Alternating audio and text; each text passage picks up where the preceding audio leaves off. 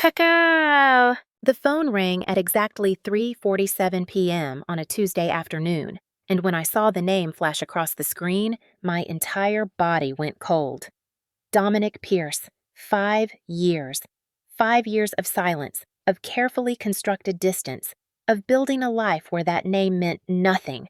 And now here it was, glowing on my iPhone screen like a ghost I'd thought I'd finally buried.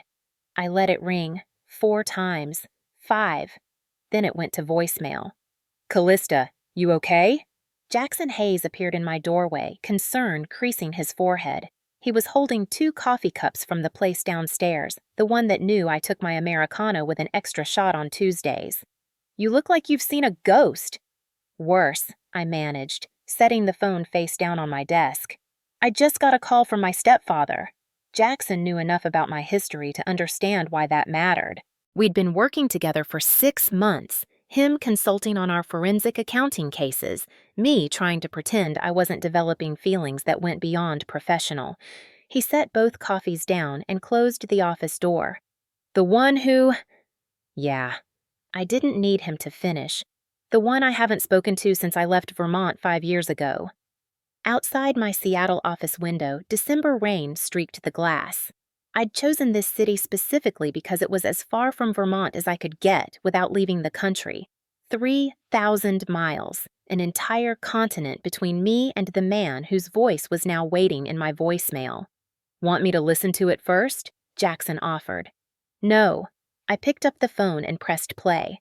The voice that filled my office was exactly as I remembered, smooth, commanding, the kind that made you want to comply even when every instinct screamed otherwise. Callista, this is Dominic. I need you to come home immediately. There are legal matters requiring your signature, trust documents your father established. Your mother isn't well, and your absence is causing significant complications. Be here by December 20th. This isn't a request. The message ended with no goodbye, just that expectation of obedience. Trust documents? Jackson's eyebrows rose. You never mentioned a trust. Because I didn't know there was one.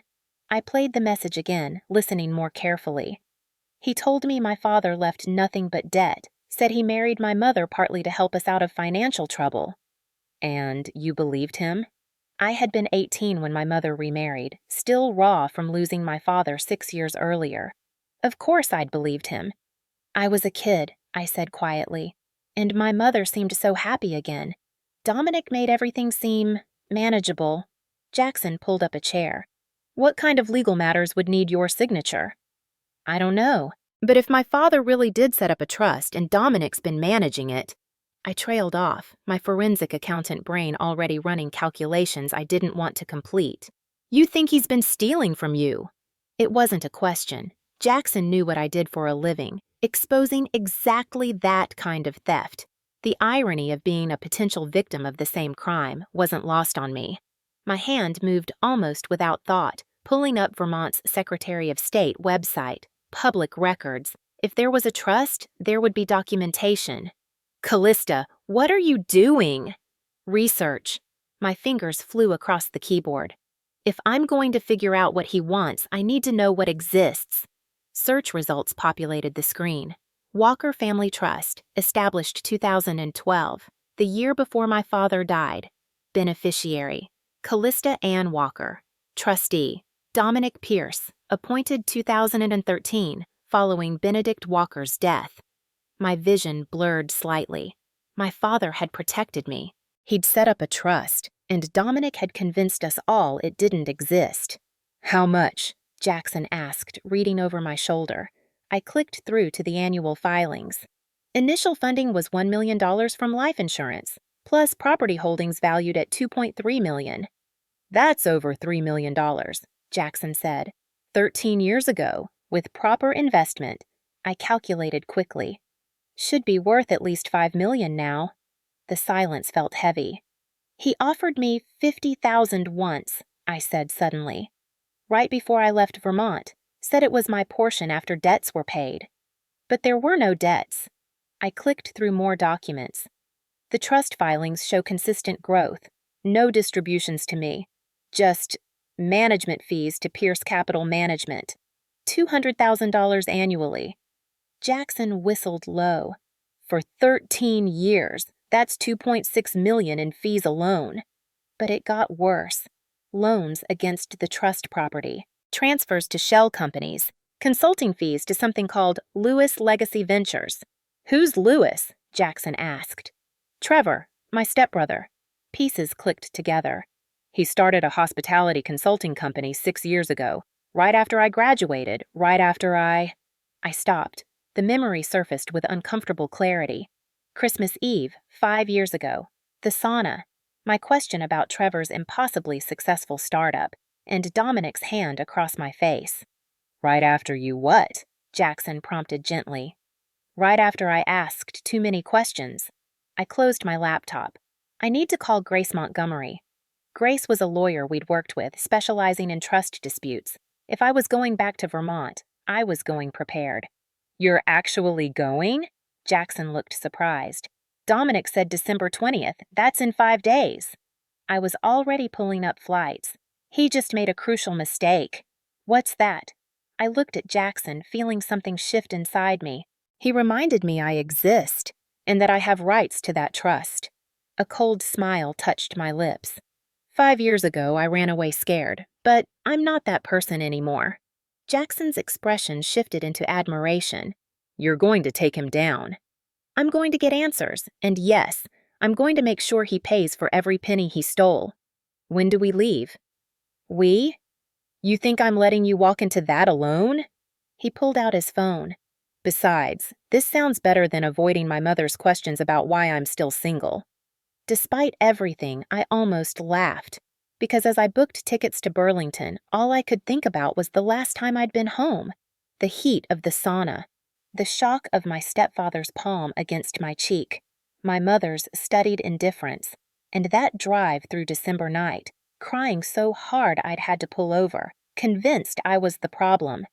5 years of therapy had taught me differently, that asking questions about suspicious finances wasn't disrespectful, it was smart. That being hit wasn't discipline, it was abuse. That my mother's choice wasn't about my unworthiness, it was about her fear. I'd learned all that intellectually. Now I was about to find out if I'd learned it deep enough to face them again. 5 years earlier, Christmas Eve. The Vermont lake house had looked like a magazine spread that December. My mother, Roxanne, had outdone herself with decorations. Pine garlands, white lights, a 12-foot tree. Perfect and cold as the snow outside. I'd driven up from college that morning, my senior year winter break stretching ahead. At 23, I was still trying to fit into this new version of family, still trying to make it work. Dominic had married my mother when I was 15, 3 years after my father died. At first, I'd been grateful. Mom had been so lost, drowning in what Dominic called financial troubles. Then he appeared, successful, confident, with his chain of boutique hotels, and suddenly we had stability. The cost of that stability I was only beginning to understand. Callista! My mother swept into the entryway. At 48, she looked younger, thanks to what she called good genes and what I suspected was an excellent dermatologist. I was worried you'd gotten stuck in traffic. She hugged me and I caught her expensive perfume. Everything about her seemed curated now. The cashmere sweater, the yoga-toned body, the highlights that cost more than my monthly food budget. Traffic was fine, Mom. I studied her face. You look happy. I am happy. She squeezed my hand. And you're going to love tonight. Dominic insisted on the sauna tradition. Very European, very sophisticated. Of course, Dominic Pierce had opinions about everything, and my mother absorbed them like gospel. Trevor appeared at the stairs, his Harvard MBA confidence radiating. Little sis, about time. The festivities can't start without the whole family. I wasn't his sister, but I'd learned not to correct him. Trevor was 31 to my 23, and that 8-year gap felt like a canyon of superiority. How's the business? I asked, trying to be friendly. His face lit up. Incredible. Lewis Legacy Ventures just secured 3 new contracts. Total value, $5.2 million. That's impressive. And it was. Trevor had launched only 6 months earlier. How'd you manage that? Something flickered across his expression. Skill. Strategy. Knowing the right people. Trevor's being modest, Dominic said, appearing from his study. Tall, silver-haired, with presence that made you straighten. He's brilliant. Takes after his old man. The way he said it, like brilliance was genetic and I'd inherited none from my actual father, made something tighten in my chest. I'm sure Callista's doing well too, my mother said quickly, sensing tension. How are your classes? Good. I'm specializing in forensic accounting for hospitality. Forensic? Dominic's eyebrow rose. That sounds rather investigative. It is. I'm learning to spot financial irregularities, embezzlement, fraud. I said it innocently, not understanding why Trevor and Dominic exchanged a glance. Dr. Martinez says I have a talent for it. How nice. My mother's voice was bright and empty. Now let's get you settled. Sauna starts at 7, keg. The sauna was Dominic's pride. Authentic Finnish design, imported cedar, volcanic rocks from Iceland. Set at the back of the property overlooking the frozen lake. That night, there were only 4 of us. The heat hit like a wall when we entered. Dominic had set it to 180 degrees. My mother wore a designer swimsuit.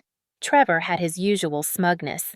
I took my spot on the lower bench, hating this tradition but going along. So, Trevor, Dominic said, pouring water on the rocks. Steam hissed. Tell Callista about the Berkshire deal. Trevor leaned forward eagerly. My biggest contract yet, Berkshire Mountain Resort. 200 rooms, full spa. They hired Lewis Legacy to overhaul their entire booking system. That's a huge property, I said, genuinely curious. How'd you land a contract that size with a 6-month-old company? The sauna went quiet, except for the steam. What do you mean? Trevor's voice had an edge. I mean, it's impressive for a startup. Most firms take years to build that client trust. What was your pitch? Did you have prior connections or… Trevor's work speaks for itself, Dominic cut in. Pleasant tone, but something sharp underneath. I'm sure. I'm just curious about the business development. In class, they talk about how hard it is to break into the industry without… Without what? Trevor's face was red. Without a daddy to give me connections? Is that what you're implying? Because some of us earned our success. We didn't coast on sympathy about our dead fathers. The words hit like a slap. My mother made a small sound. Tears pricked my eyes. Trevor, that's enough, Dominic said, but without real rebuke. I wasn't trying to insult you, I said quietly. Just asking a question. You were interrogating him, Dominic said, like one of your forensic investigations. He made forensic sound dirty. I'm sorry. I looked at Trevor. I think it's amazing what you've built. Buzz. Trevor settled back, mollified, but I couldn't let it go entirely, because something bothered me. In financial management class, we'd studied rapid growth and warning signs of fraud. Trevor's trajectory fit several patterns. It's just, I heard myself say, 5.2 million in 6 months.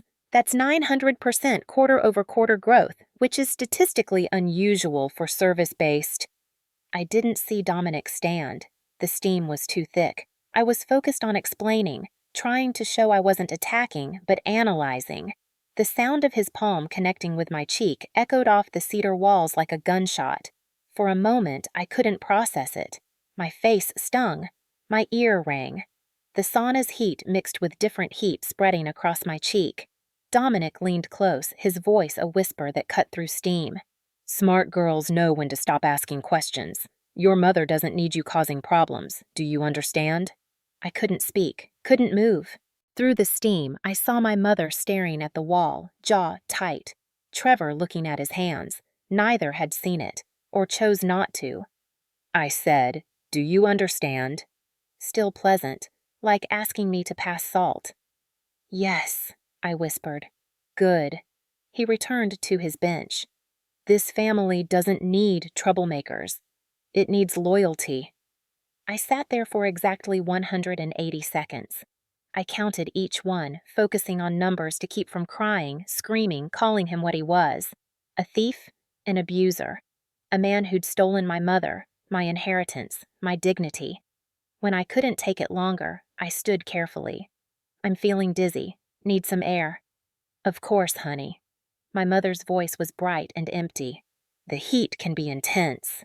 She didn't look at me, didn't ask if I was okay, didn't notice the red mark forming on her daughter's face. I walked into December cold.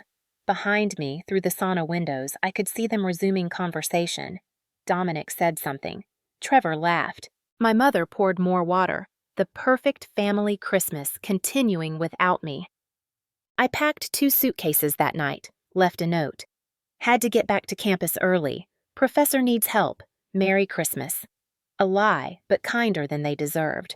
I loaded my Toyota Corolla in darkness and drove. To Boston first, stayed with my roommate Sarah, then to Seattle as far as I could get. The first year was survival. 3 jobs. A garage apartment where heat only worked sporadically. But it was mine. Year 2, I went back to school. Forensic accounting at Seattle University. Dr. Martinez became my mentor. Year 3, we started Clarity Hospitality Solutions. Small cases at first, but we were good. By year 4, we had a reputation. Companies came when numbers didn't add up, when family businesses needed someone who understood both hospitality and betrayal. Year 5, Dr. Martinez retired. Jackson came on as consultant, and somewhere in those years, I became someone new, someone who didn't cry in parking lots anymore. But I'd never gone home, never confronted what happened, never asked my mother why, until now.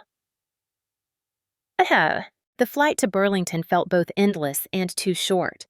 Jackson dozed beside me, but I kept running through scenarios, conversations, confrontations.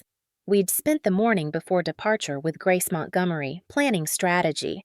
She'd walked us through what we needed, documented conversations, admission of theft, any reference to my father's death. Vermont is one-party consent, Grace confirmed. You can legally record without telling them. But Callista, if Dominic Pierce killed your father for money, confronting him is dangerous. Because that's what I suspected now. I'd researched my father's death. Brake failure, quick investigation, case closed. The lead investigator, Detective Raymond Cole, had retired to Florida 1 month later, bought an $800,000 house. Cash. Too convenient. Too clean. I won't be alone, I'd told Grace, and I won't be unprepared. Now, as our plane descended into Burlington, Jackson squeezed my hand. Ready?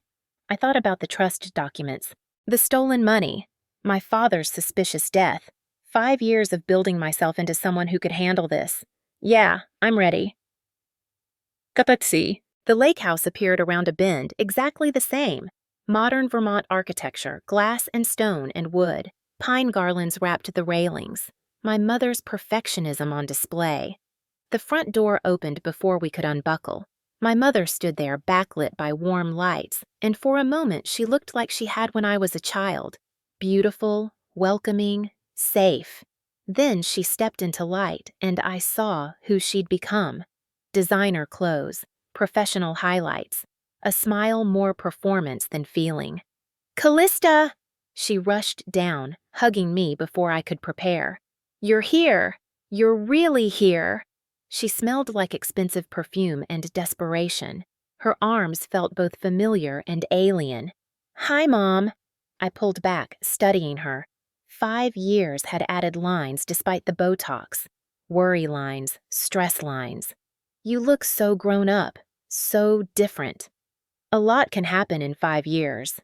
Something flickered across her face, hurt, maybe guilt, but it vanished quickly. And you brought a friend. I'm Roxanne, Callista's mother. Jackson Hayes. He shook her hand professionally. Thanks for having me. Of course. Come in, come in. She linked her arm through mine, casual intimacy like we'd seen each other yesterday. Let me show you to your rooms. She led us inside, chattering about Christmas plans, dinner preparations, how excited everyone was. As if I'd been away at college, not hiding across the country. The house smelled like cinnamon and pine, triggering buried memories. Every surface decorated, garlands, candles, a massive tree in the living room. And standing next to that tree, holding scotch like he owned the world, was Dominic Pierce. He'd aged. More gray than silver now, face slightly puffy. But his eyes were the same. Sharp. Calculating. "Callista." He didn't move to hug me. "Welcome home." The word home felt like a lie. "Dominic." I kept my voice neutral. "You said there were trust matters." "Direct as ever." He smiled without warmth. "Always straight to business. Your father was like that too." The mention felt deliberate. Reminder? Threat? "Where's Trevor?" I asked. "Business call. He'll be down shortly." Dominic sipped his scotch.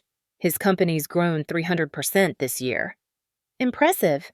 I let the word hang, weighted with unspoken questions. Dominic's eyes narrowed. He remembered. 5 years ago, the sauna. My questions.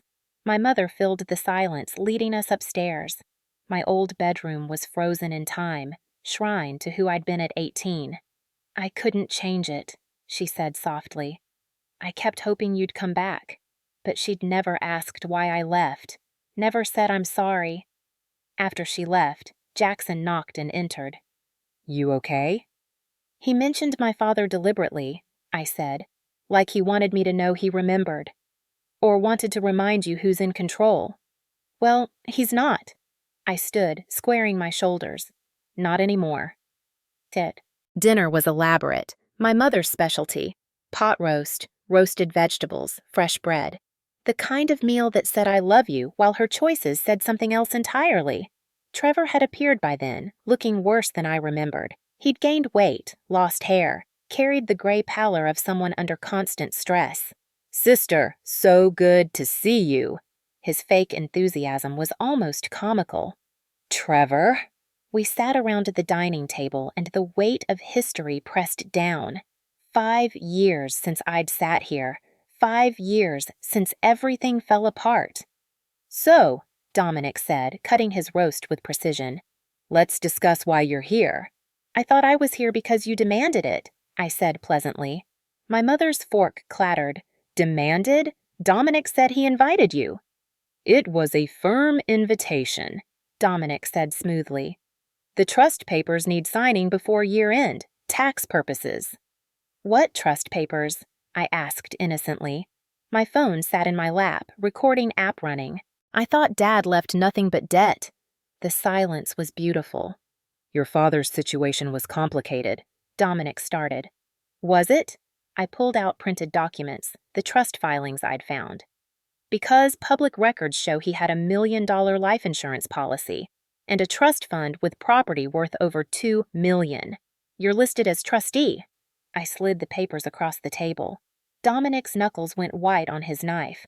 "Where did you get these?" he asked quietly. "Secretary of State website, public information." I kept my voice steady. "You told me Dad left debt, that you married Mom partly to help us financially, but that was a lie, wasn't it?" "Dominic?" My mother's voice was small. "You said there were debts, creditors who came to the house." "Were actors," I finished. "Friends of Dominic, probably. Part of the con." "Con?" Trevor choked on his wine. "That's a serious accusation. Is it?" I pulled out more papers. "Because these filings show management fees paid to Pierce Capital Management. $200,000 annually for 13 years. That's $2.6 million in fees for what exactly? Filing paperwork?" "Trust management is complex." Dominic started. "Is that why you also took out loans against the property? Why there are transfers to shell companies? Why Trevor's startup, Lewis Legacy Ventures, receives consulting fees from my trust?" Trevor's wine glass shattered in his hand. Actually shattered. Red wine and blood mixed on the white tablecloth. My mother jumped up to help him, but I stayed focused on Dominic. His mask was slipping. "You ungrateful," he started. "Careful," I interrupted. "We wouldn't want another incident like Christmas Eve 5 years ago, would we?" Everyone froze. Trevor, still bleeding. My mother, holding napkins. Dominic, looking like I'd pulled a gun. "I don't know what you think happened," he tried. "I know exactly what happened. And so does someone else. Someone who's been watching you for years. Someone who's been documenting everything." I wasn't sure who the whistleblower was, but the way Dominic's eyes darted toward the kitchen told me I was right. "Now," I said, standing, I'm tired from my flight. We can discuss the papers tomorrow. But just so we're clear, I won't sign anything until I understand where every penny of my father's money went. Every single penny. Heck. Around 2 a.m., a soft knock came at my door. Before I could respond, Estelle Nguyen slipped inside, the housekeeper who'd worked for the family for 20 years. She was older than I remembered, hair completely gray now, but her eyes were sharp. "I knew you'd come back," she whispered, sitting on my bed like she used to when I had nightmares. "I've been waiting." "You're the one who's been documenting everything?" She nodded. 5 years. Every document I could copy. Every conversation I overheard. Every suspicious transaction. "Why?" Her face hardened. "Because I saw what happened in the sauna that night. The slap, the threat, how your mother pretended nothing happened." She pulled out a flash drive. "Everything's on here, including the recording from Christmas Eve. I'd been recording Dominic's business calls in the sauna for weeks. He thought the steam would hide his dealings. That night, I made sure to save it before he could clean the system." My hands shook as I took the drive. Why risk so much for me? "I had a daughter once. She married a man like Dominic. By the time I realized what was happening, it was too late. She died in a car accident that wasn't really an accident." Her voice broke. "I couldn't save her, but I could save you." She stood to leave, then paused. "Tomorrow, when they pressure you to sign, remember, your father didn't just leave money. He left land. 45 acres in prime development territory. Dominic's been using it as collateral for loans to fund his money laundering. If you sign those papers, you're signing it all over to him." After she left, I plugged in the drive. The evidence was staggering. Financial records, recorded conversations, emails between Dominic and Trevor discussing money movement. And there, dated 5 years ago, the sauna recording. I heard my voice asking about Trevor's contracts. Movement, the sharp crack of the slap, Dominic's threat. But what I hadn't heard that night was what came after I left. My mother's voice, clear as day. "Do you think she'll be a problem?" Dominic: "If she is, we'll handle it. Focus on keeping up appearances." Roxanne: "She's always been too curious. Maybe this will teach her." My own mother. She hadn't just ignored the assault. She'd been complicit. The next morning, while they were out shopping, I went through Dominic's study. His arrogance had left files unlocked. I found Benedict Walker's original will. Everything left to Roxanne and a trust for me. Insurance payment confirmation, $1 million. Property deeds for 45 acres, transferred to Dominic as trust management. Current land appraisal, $4.8 million. But then I found loan documents. Dominic had used the land as collateral for a $15 million loan. Purpose: hotel acquisition and development. I cross-referenced with hotel purchases. Only $8 million spent. Where was the other $7 million? Banking statements hidden in a drawer's false bottom showed wire transfers to offshore accounts, shell companies in the Cayman Islands, money flowing through Trevor's company into hidden accounts. Not just theft, money laundering. Trevor's company was the washing machine. Hotels generated consulting fees. Money moved through his LLC. It's all disappeared offshore. I photographed everything, sent it to Jackson. We have them. His reply: "Grace is contacting the FBI, but be careful." A door opened downstairs. Dominic was back early. He found me in the library. "What are you doing in here?" My phone was hidden. "Looking for photo albums, wanted to see pictures of Dad." "This is my private office." The tension crackled. Did he believe me? That evening, Dominic demanded a family meeting in the sauna. Of course, returned to the scene of his original crime. But this time, I wasn't scared. I was ready. We filed in, Dominic commanding the highest bench, Roxanne beside him looking like she might faint, Trevor hunched and nervous, me sitting exactly where I'd been 5 years ago. The symmetry wasn't lost on anyone. "Phone's outside," Dominic ordered. "This is family business." I left my phone on the shelf, but the recording device sewn into my sports bra was waterproof and heat-resistant. The FBI, positioned outside the property with a warrant, was listening. Dominic poured water on the stones. Steam filled the room. You want to know about the money? Fine, let's talk reality. He told me my father was a dreamer who'd left behind debts to dangerous people, that Dominic had protected the family by taking over those obligations, that every transaction, every movement of funds went to keeping the wolves at bay. So you hit me 5 years ago because I was getting too close to the truth? I kept my voice steady. I disciplined you because you were about to expose something that would have gotten us all killed. Disciplined, like I was a misbehaving dog. And my inheritance? The land? Collateral. All pledged to keep the operation running. If you don't sign those papers, if this investigation continues, the people we owe won't care that you're innocent. Trevor lurched forward. Dad, stop. Just stop. Belle, please, sign the papers. I'll give you half my company. I'll credit you publicly for the thesis, whatever you want. His desperation was revealing. They were more scared than I'd realized. Here's what I understand, I said, standing despite the heat.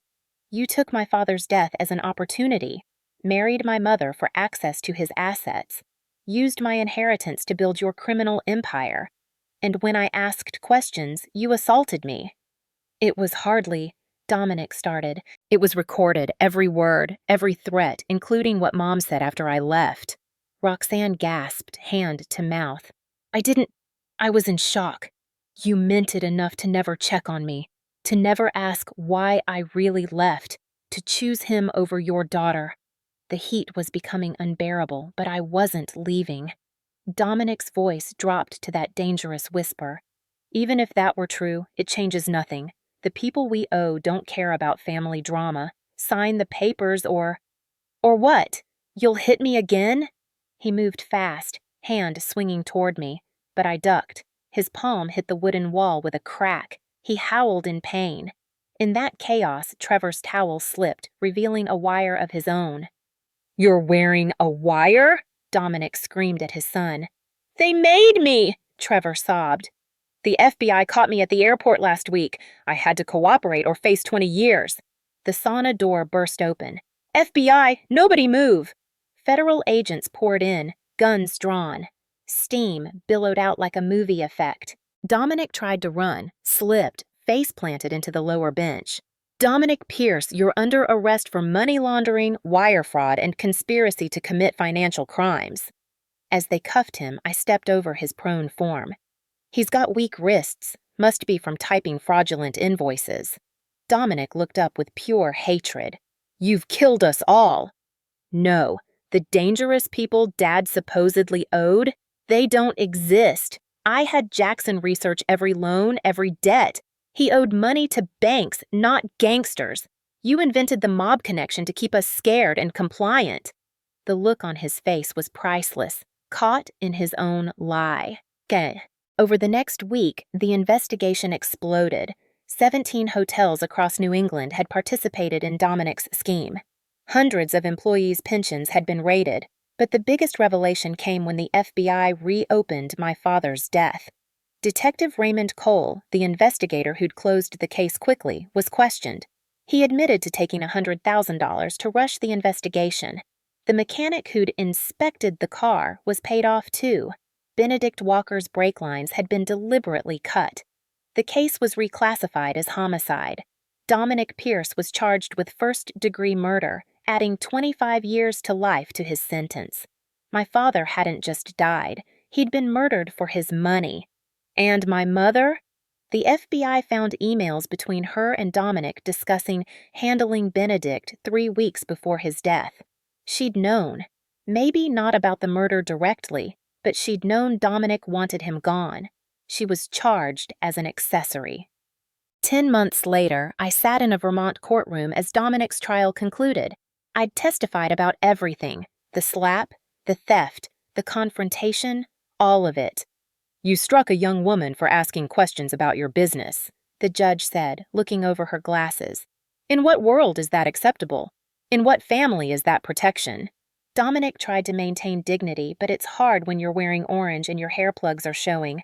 The verdict, guilty on all counts. Sentencing, 25 years for murder, 15 for fraud, concurrent, minimum 25 years. As they led him away, he screamed, "This is your fault! You destroyed this family!" "No," I said calmly. "You did. I just made sure everyone knew." Trevor got 7 years despite cooperation. He'd been skimming from the laundering operation himself, stealing from the thieves. My mother avoided jail through full cooperation and massive fines. She lost everything: house, cars, jewelry, status. She moved to a small Burlington apartment, got a job at a department store, started therapy. "I need to understand," she'd told me, "how I let this happen, how I chose things over my daughter."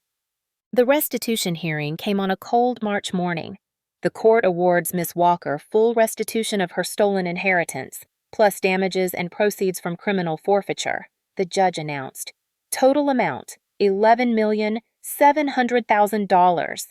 Dominic actually screamed in court. The bailiffs had to restrain him. "Your empire was built on my father's grave," I said loud enough for everyone to hear. "Now it's buried with you." 1 year later, I bought 12 of Dominic's former hotels at auction, renamed them Walker Hospitality Group, honoring Benedict. Implemented my thesis system, revenue up 32% across all properties. I hired back every employee Dominic had laid off, restored their pensions, made things right. Jackson and I started dating officially. He proposed at the flagship hotel, the one where this all started, in the room that used to be the sauna. We'd converted it to a meditation space with a plaque. "In memory of those who spoke truth to power, may we always listen." I started the Benedict Walker Justice Foundation, helping victims of family financial fraud. We've recovered over $47 million for 83 families. My mother and I have monthly dinners now. We're not close, maybe never will be, but we're trying. She's in therapy, confronting her complicity, her choices. I'm in therapy too, processing everything. Healing isn't linear. Dominic calls every Christmas from prison. I don't answer. He has 19 more years before parole consideration. He'll be 80 years old. By then, I'll have built an empire that dwarfs anything he imagined. But it won't be about the money. It's about what I do with it, helping others, exposing fraud, making sure no one else goes through what I did. This morning, a young woman entered my office, nervous but determined. "My stepfather is stealing my inheritance," she said. "I heard you help people like me." I leaned forward, ready to listen. "Tell me everything. Every detail matters." Because 5 years ago, I learned something important. The best revenge isn't revenge at all. It's building something so good, it makes their evil irrelevant, and helping others do the same. Some slaps wake you up to who you really are. Mine woke me up strong, and now I help others wake up too. Good.